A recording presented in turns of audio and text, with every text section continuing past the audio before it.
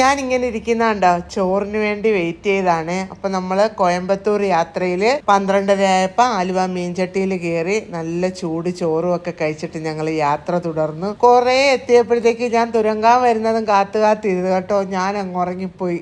തുരങ്കാൻ കഴിഞ്ഞതൊന്നും ഞാൻ അറിഞ്ഞില്ല. ഇത് എന്തോ വെള്ളം പോകുന്ന പാതയാണെന്നാ പറഞ്ഞ കനാല്. അതറിയാവുന്നവരൊന്ന് കമൻറ്റ് ചെയ്തേക്കണേ. അങ്ങനെ ഞങ്ങൾ ഇരുന്നിരുന്ന് യാത്ര ചെയ്ത് ഞാൻ ഈ തുരങ്കം എത്തിയപ്പോൾ മക്കളെ ഉറങ്ങിപ്പോയി, അറിഞ്ഞില്ല.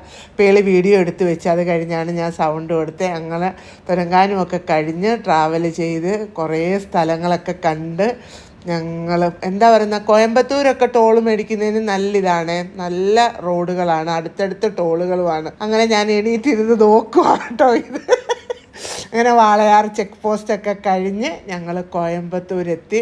അപ്പോൾ നമ്മളവിടെ പോകുന്നൊരു പമ്പുണ്ടായിരുന്നു, ഇങ്ങനെ ട്രെയിൻ കാണുന്നത്. അപ്പോൾ ആദ്യമായിട്ട് അങ്ങനെ പോയി കണ്ടതാണ്. അപ്പോൾ ഇപ്പോഴും അവിടെ ചെന്നപ്പോൾ പിള്ളേരത് കാണിച്ചു തന്നു. അപ്പോൾ അടുത്ത വിശേഷങ്ങൾ അടുത്ത വീഡിയോ കാണാം. Tata bye bye.